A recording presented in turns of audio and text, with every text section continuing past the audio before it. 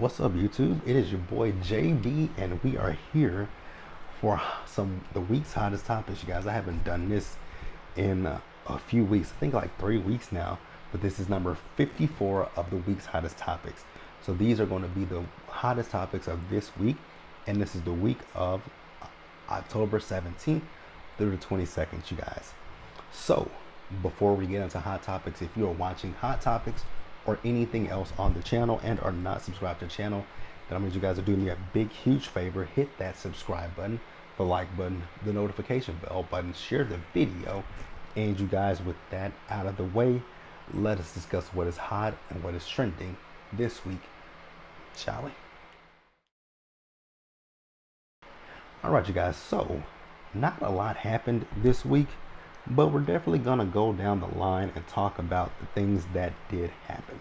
So I have them right here in my handy dandy notebook.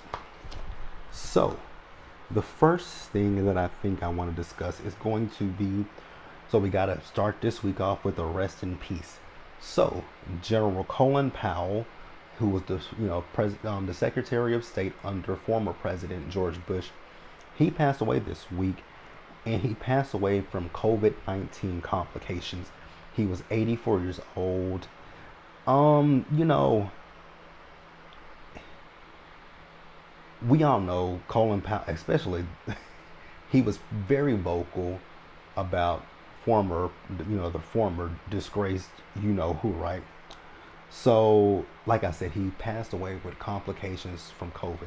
Now, I know people are going to use this as a narrative of, oh, if you get the vaccine, you can still get COVID and die. I know people are going to use that narrative, right? But the thing is, you have to know that Colin Powell had other health issues, right? So that's one thing. He had a weakened immune system, so his body. And I want to put out there that his family did say he was vaccinated, right? So that's not going to be a good reasoning for not getting the vaccine. And I'm not going to be on here to say, hey, that you guys need to go out and get the vaccine, right? That is your choice what to do as far as the vaccine, right? The only thing that I say is, just be safe with whatever, like I always say every week, just be safe, you guys. Be safe and wear a mask. Like, that's it. Because we all know, like with the flu shot, like I've never gotten a flu shot, right? But you do, like even with the flu shot, you can get the flu shot, but you can still get the flu. Like one of my good friends, she texted me, we were talking about that last week, and she said that she got the flu shot. I'm like, I've never gotten the flu shot. But unfortunately, I have gotten the flu. And I got the flu at my job when I was working for Hertz. Someone came in there sick, passed it on to me, and I passed it on to my coworker, unknowing actually. So once I found out that I had the flu, I texted everybody at my job, said, "Hey, have the flu. I'm not coming back in. I'm not to come back in for the next 2 days, right?" So I'm not here to say get the vaccine. I will say, if you want to get the vaccine, get it. If you don't. Just like I said, just literally be safe, you guys. So, he was 84 years old. And once again, I'm prefacing, he got the vaccine. He just had a weakened immune system, and his body might not have been strong enough to fight off, the complications from COVID. So, after his death, right now, I don't know what former president, the former president is like, forever President Obama. I don't know what, George Bush said, Bill Clinton. I don't know what they said, but I did see what who said, and it was the tackiest shit that I've ever saw in my life, right? He still found a way to speak ill of the man, and I'm like, you are the most disgusting and vile human being on the face of this earth. Because I know one thing he said was the way that the media is talking about Colin Powell in a positive light, and he hopes that when he kicks the bucket, that the media talks about him in a positive light. You've done absolutely nothing positive for anybody to ever mention When you are gone from this earth, everyone is going to rejoice. I know for sure. I will rejoice. I will rejoice in the day that that cretin, that piece of shit, is no longer on this earth. Whew. I just hate that man to no avail. But yeah, definitely rest in peace to Colin Powell, right? You know, since I'm talking about him, I want to talk about something that I actually saw earlier today when I was on Instagram. So Condoleezza Rice, she's on the View, right? And she was talking about critical race theory. I don't know what people think about critical race theory. I don't know why people think that critical race theory is a way to shame white people and make them feel bad for what happened with slavery and everything. Critical race theory is educating people on what happened, basically, so that way it never happens again. I just don't understand that, right? I don't get it. And it's always the Republicans who are dead set against critical race theory. I just don't get it. It's not saying, hey, little Bobby, hey, little Susie, you need to feel bad for what your great, great, great, great grandparents did to Bobby's grandparents. No one's saying that. We're just educating. You just want to, let it be known what happened. So that way the pattern doesn't repeat itself. I don't get how people don't see that. But whatever. Let's move on.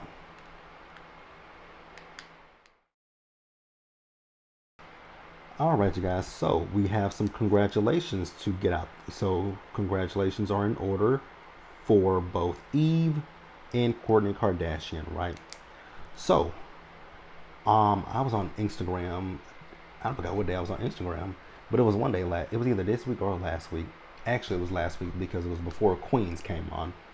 And if you guys don't know, I reviewed Queens. The review is up. You guys can definitely go check it out. So Eve and her husband are expecting their first child together. Now I don't know if her husband has any kids. So I can't, I don't know that. But I know her husband is not like old, but I know he's older than she is, right?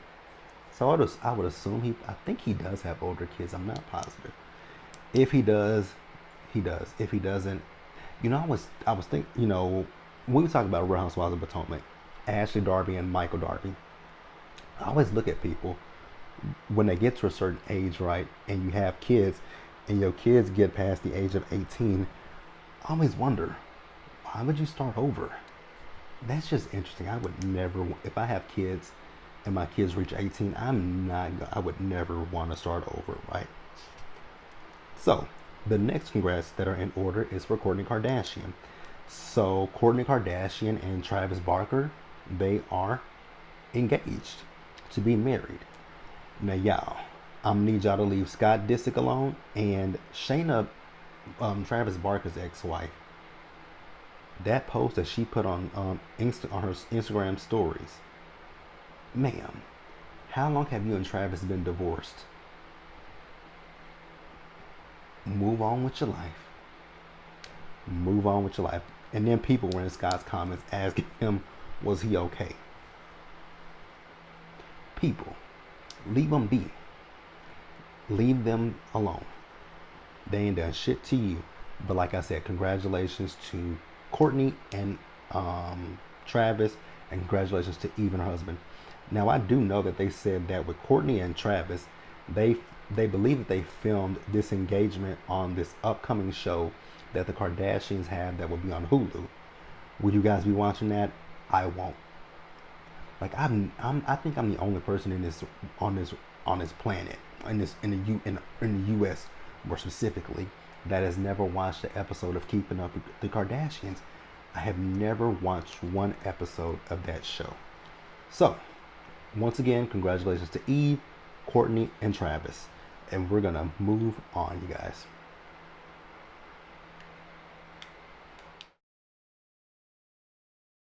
All right, you guys. Next up, I want to talk about Ms. Meghan McCain.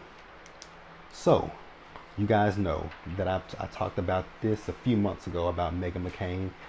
You guys know that Meghan McCain left The View before the 20. This is the 25th season that The View is in, right?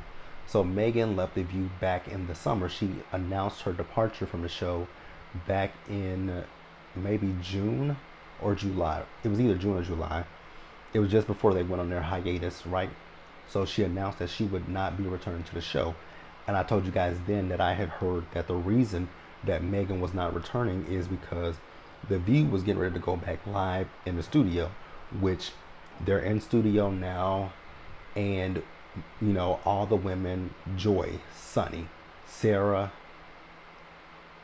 I'm missing somebody, and Whoopi, they're all in New York, right? But Megan was living in DC.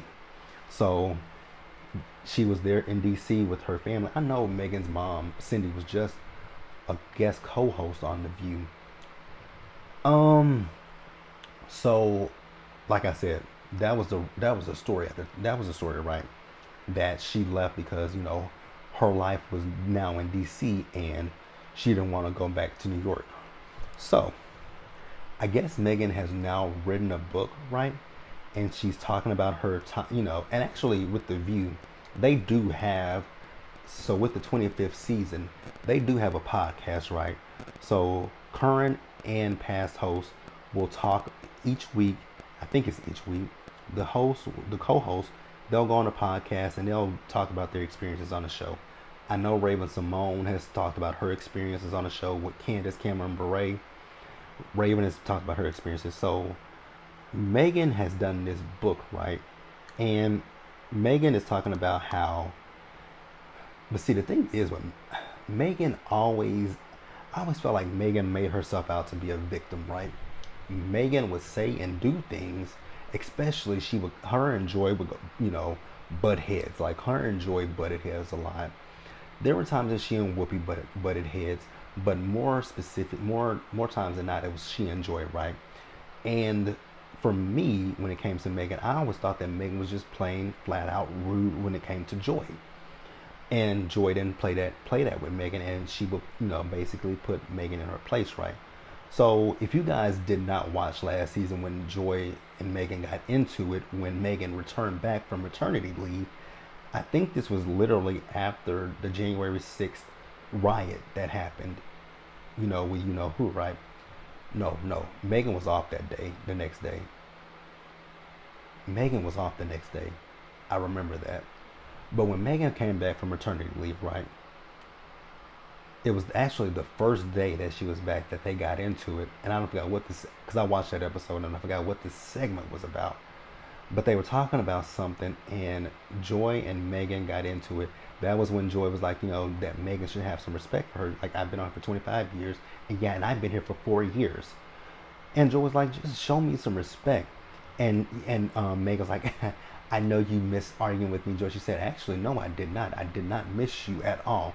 So in her book, she's talking about how her feelings were hurt by that.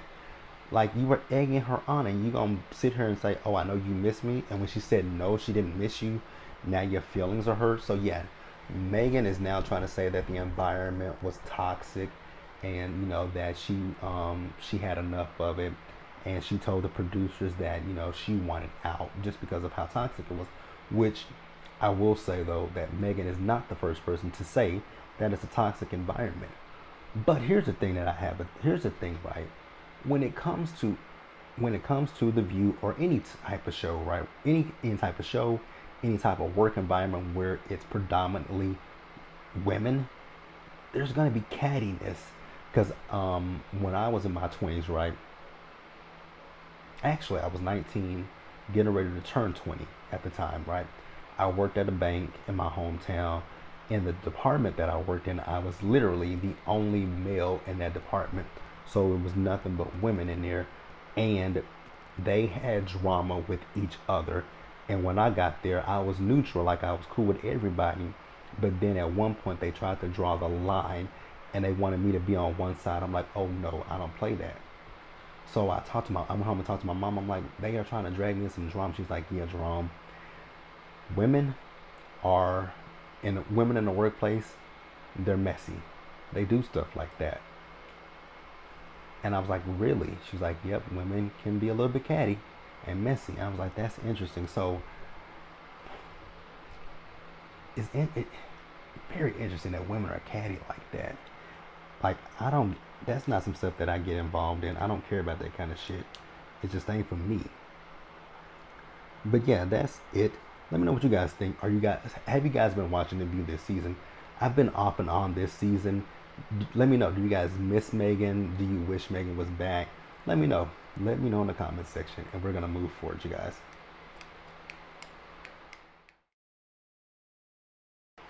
All right, you guys. So the next story up. Let's talk about. Give me just a second, you guys. I'm putting these in order so that way I can have them when I go to edit. All right, so the next story up, let's discuss Vanessa Bryant, right? So you guys know that Vanessa Bryant, okay, so let's backtrack. So we all know what happened with Kobe Bryant in 2020, right? The helicopter that he was in, it crashed, killing him, his daughter, and the other passengers that was on there, right? Now you guys do remember that the first responders, they took photos of the crash site, right? And they posted those, right? And so you guys know that Vanessa Bryant has a lawsuit against Los Angeles County for posting those pictures, which was completely insensitive. Why would you do something so like that, right? You know that it was Kobe Bryant that was on the, but that goes for, even just take out the fact that it was Kobe Bryant, that just goes for anybody. Why would you take pictures of something that is so devastating to his family, his fans, and everyone who loved him, right? His family, his fans, his friends. And that just go, not like I said, it doesn't even just have to be Kobe Bryant. That is just any human being, right? Why would you take pictures of someone's final resting place, right? Where they died at, where they lost their lives, and post it on social media. I be seeing people when they be in the hospital rooms with their loved ones, right? And their loved one has passed away, and you see them snap a picture with them, and I'm like, why? Like, why does everything have to go on social media? Is the thing that's one of the things about social media that I hate. That people feel that they need to post every single thing on social media. That is one reason why I don't use social media that much. I don't care about it. Like, it's just not a big deal to me. So you guys like I said, you guys know that Vanessa was suing them for posting that, right? I mean, that's traumatic. That's traumatic. She should also sue who was it? TMZ that reported it, and she knew nothing about it, right? So what's going on now is Los Angeles County is compelling Vanessa Bryant to take a psychiatric evaluation. So I'm like, y'all want this woman to take a psychiatric evaluation? Like, y'all are adding more stress to this woman's life. Like, how heartless, how cruel can you be, right? Your people already took a picture of the crash site where her husband and her daughter died. So now y'all want this woman to take a psychiatric evaluation, and the reason that they want her to take a psychiatric evaluation is to determine if she truly suffered emotional distress after the first responders took and shared photos of the site of the crash that killed Kobe and Gigi and the rest of the people that were on that helicopter, right? I'm just like, really? So is this y'all way of trying to weasel out? And I know for her, I know for her, it's not even about money, right? It's about doing what's right. Like, you guys,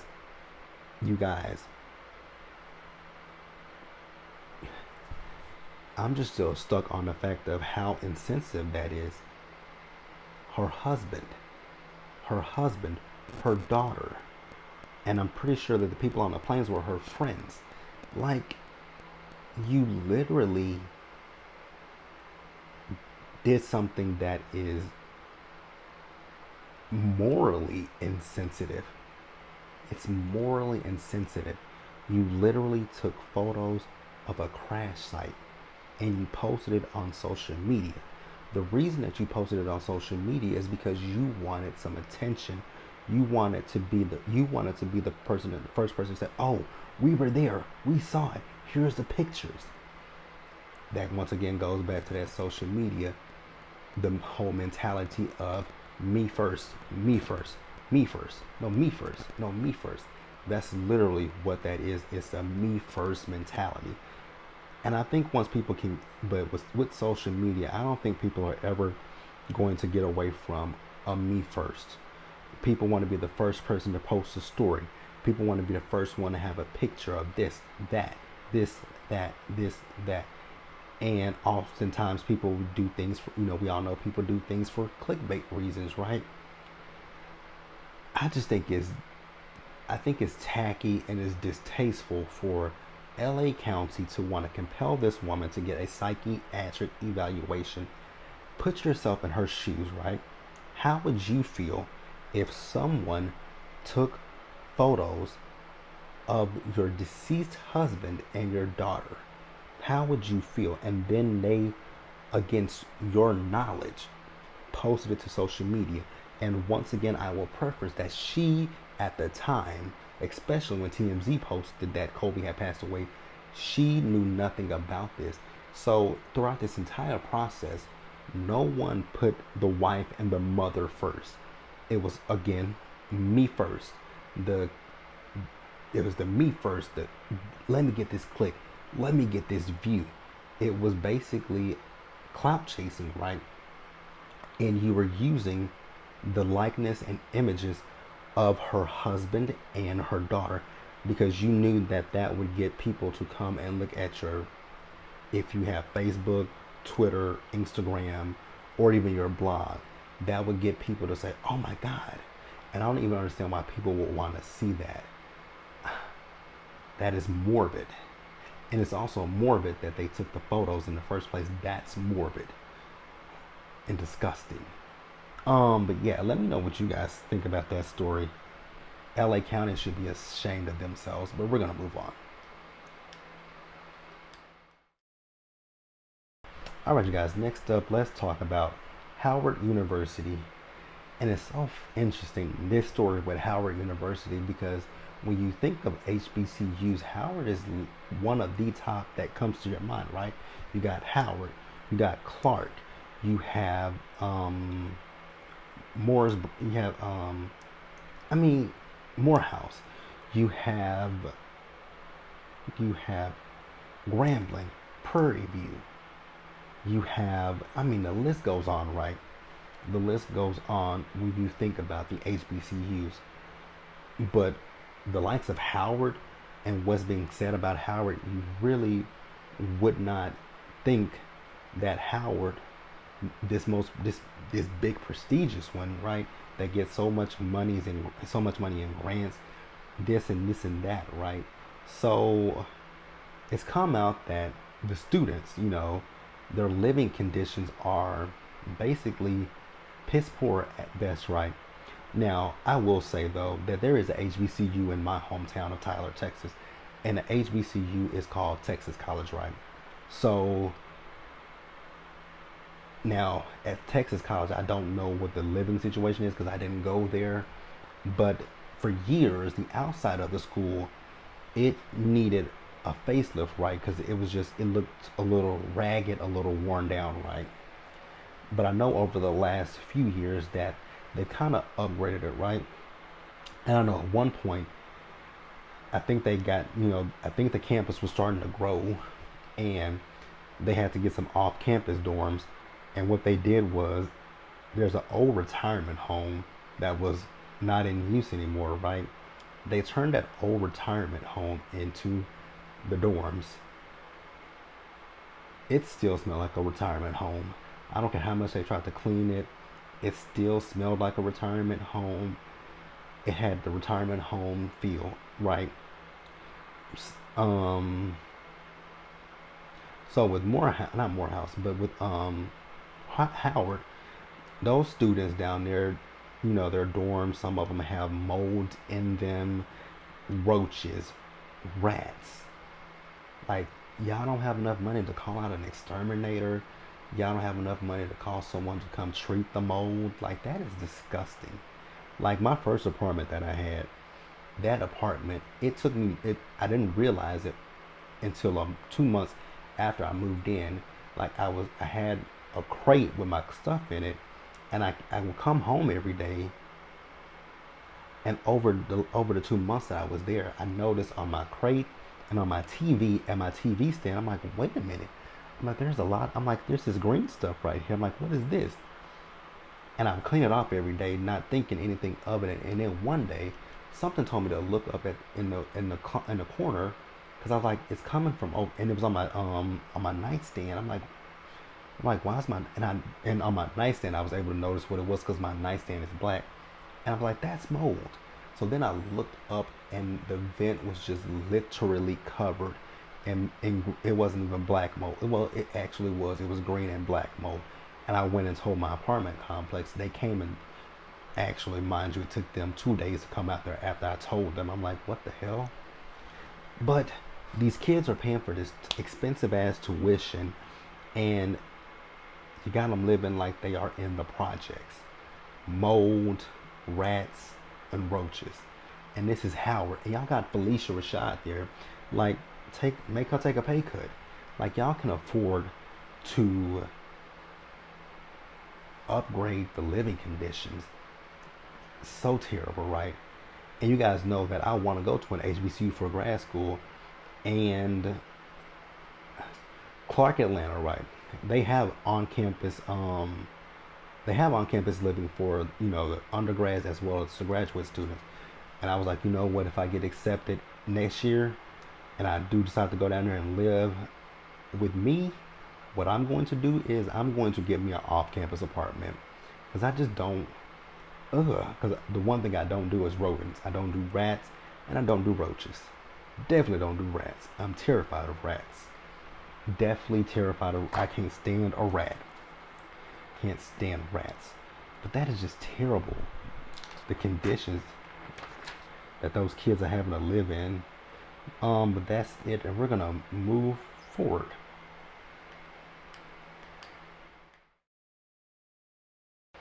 All right, guys. So the next thing before we get to the last topic that we're gonna talk about is Candy Burrs of the Real Housewives of Atlanta.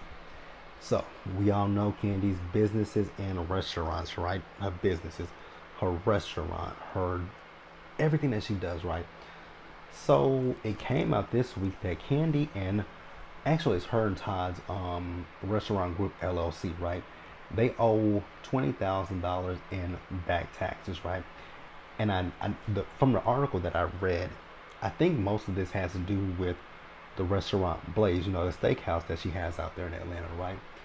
And you guys know that Blaze failed a health inspection back in July, I believe, right? So I think that they're saying that after that health food inspection, that negative inspection, the inspection that they failed, they didn't pay their taxes, right? So the IRS filed a lien on them, right? So the taxes that they owed, it was in the amount of $5,156.50. And I'm just like, come on, Candy, really? I mean, I know OLG be packed out, so I know you at least make that money with OLG. And then let's not even talk about your Real Housewives of Atlanta paycheck, right? You make more than $20,000 a year with Real Housewives of Atlanta. So why are you not paying your taxes? Like, I don't get it, right?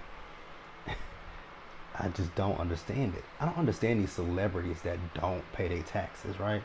It makes no sense. It don't make a lot of sense to me.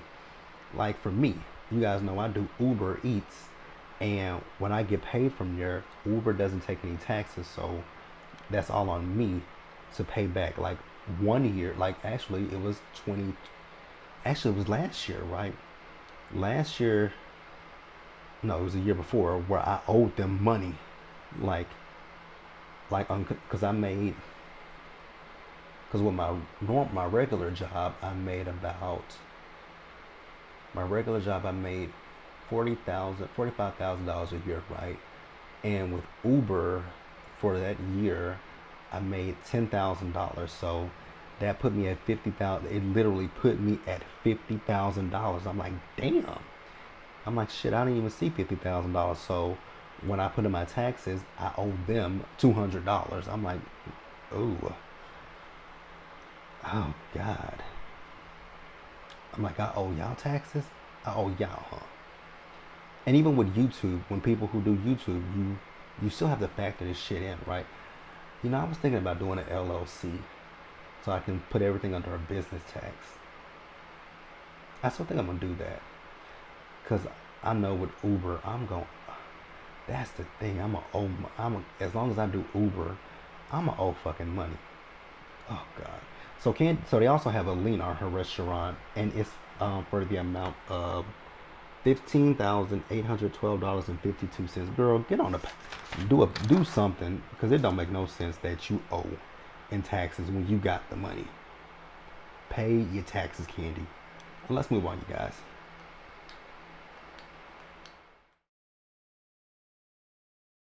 All right, you guys. So the last story that I want to talk about this week is going to be that of Sydney Starr and Darius McRae, who played Eddie Winslow on Family Matters, right?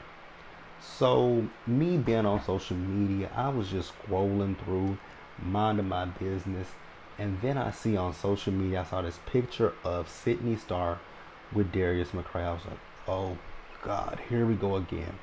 And this has nothing to do with, Sydney Starr being a trans woman.